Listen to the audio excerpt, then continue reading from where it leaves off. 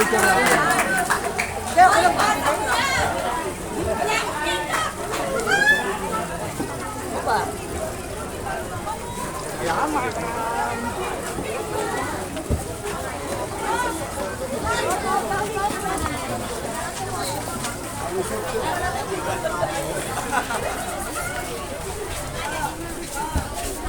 kami dito.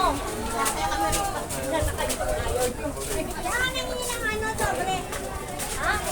Ano pa tapas mo? Kaya na, kay Kalawa.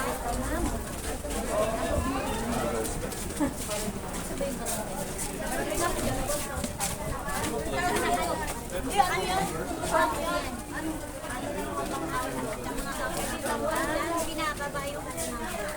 Mamangka tayo. Pumunta daw tayo sa bangkahan.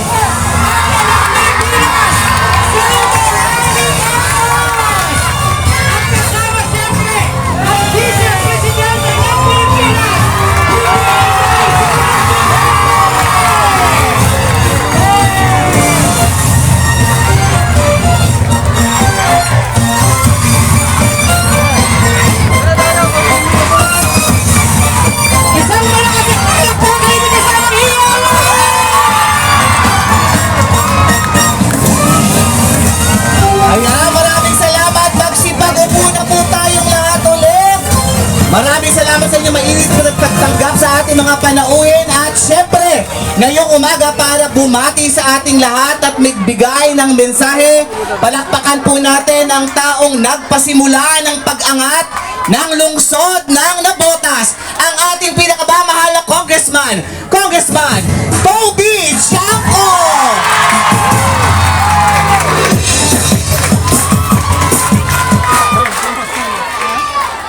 Isang magandang umaga po sa inyong lahat. Kamusta po kayo?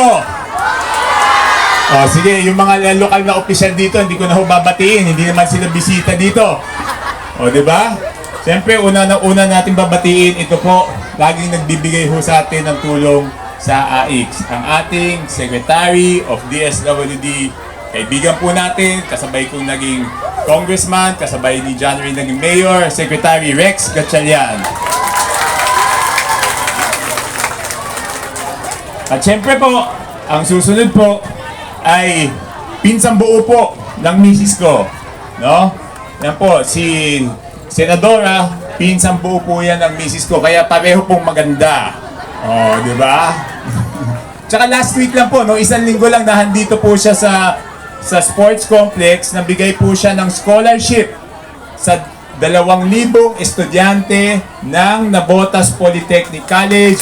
Binigyan po ni Senadora ng 5,000 pesos scholarship bawat isa pong NPC students. So, Senadora Amy, maraming salamat po.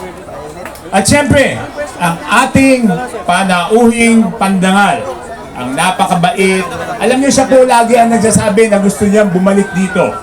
Nung una, kung tatandaan niyo, kampanyahan, siya namili. Sabi niya, gusto ko doon. Ngayon po, pagkatapos ng kampanyahan, bumalik ulit siya dito. Namigay po ulit. Ngayon, pangatlong beses na po, siya rin po ang namili dito po sa lugar ninyo. Kaya mahal na mahal po kayo ni VP Inday Sara Duterte.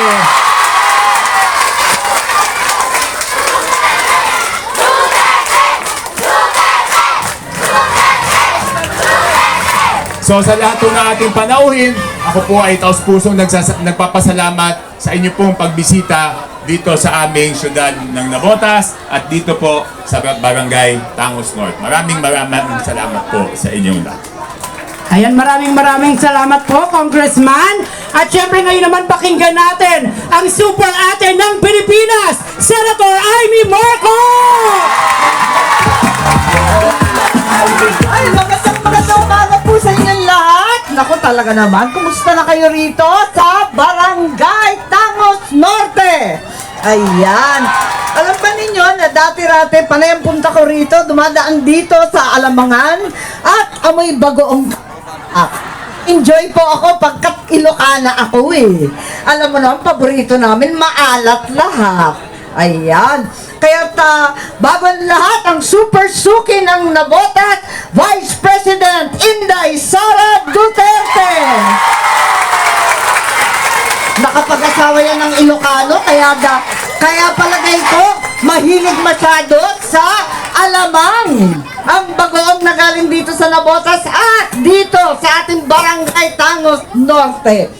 At tuwan-tuwa po ako dahil yung congressman po natin, si Toby narito at siya ay asawa ng aking pinsan. Kaya feel at home po ako dito. Higit sa lahat kasi tulad ng lahat ng mga pinakasalan ng aking mga pinsan, kamag-ated, siya din ay under the saya. Tama ba?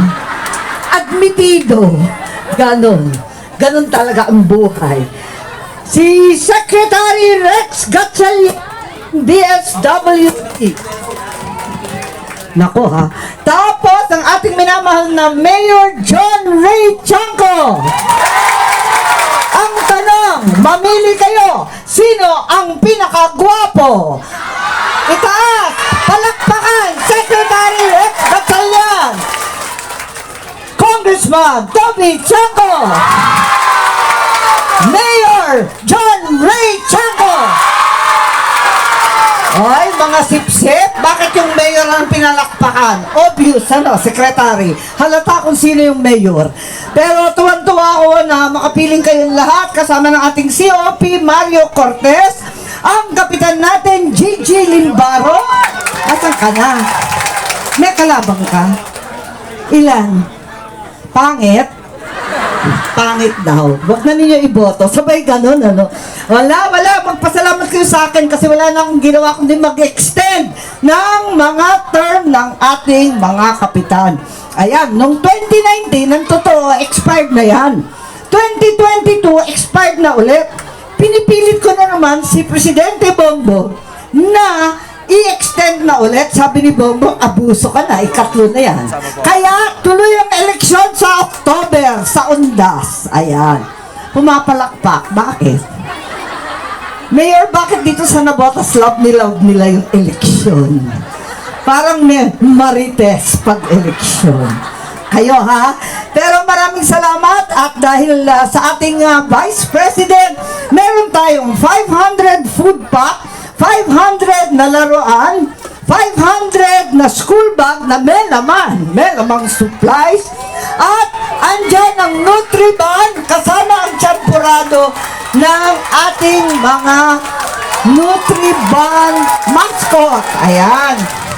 At nakapaglaro na ba kayo ng paandar? Ay, may paandar!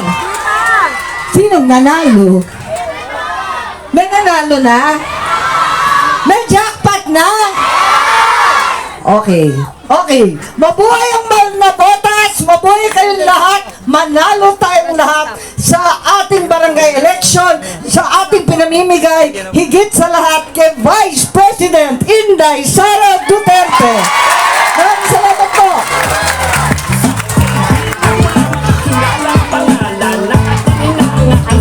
Maraming salamat. Palakpakan ulit natin Senator Amy Marcos. Ayan, at ngayon naman ang pinakahihintay nating lahat. Sabay-sabay nating palakpakan ang Vice Presidente ng Pilipinas, VP Inday Sara Duterte.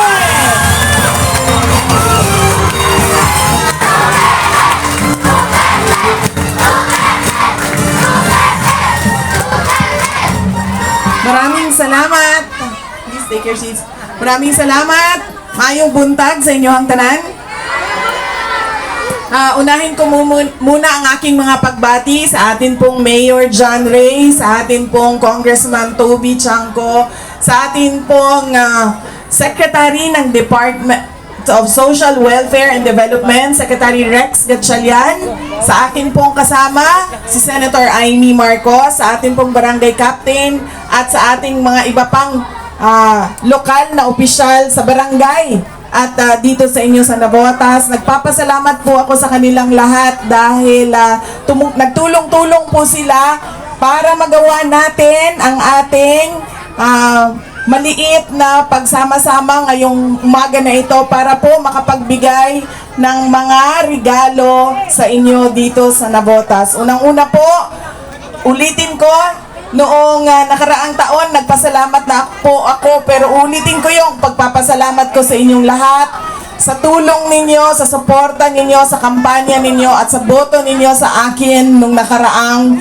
eleksyon. Maraming salamat po sa inyo, mga kaibigan namin dito sa Navotas. Yung iba po sa inyo, nakaalala na nandito po kami noon para mangampanya sa inyo. Nung nakaraang taon naman, yung aking kaibigan, yung nanay niya, ay nag-birthday. Sabi niya, gusto naming magpa-birthday sa iba't ibang komunidad sa ating bansa. Kaya isa yung Navotas. Sabi ko sa kanya, doon sa Navotas, marami doon ang magiging happy kapag magpa-birthday ka. Kaya bumalik kami noong nakaraang taon para mag-celebrate ng birthday ng nanay niya. Andito na naman kami ulit dahil birthday na naman ng nanay niya. So sabi ko, doon pa rin tayo sa Navotas dahil marami pang gustong mag-celebrate ng birthday doon sa kanilang lugar. Pangalawa po, ang aking pagpapaalala sa inyo. Kasi Bisaya din kasabot, daghan kayo mo og bata din ba? Nung papasok ako, ang daming bata. Mahalaga po, unang-unang pagpapaalala ko sa mga magulang, kailangan niyo po ang pagpaplano ng inyong pamilya, pagpaplano ng inyong pag-anak. Dahil po, merong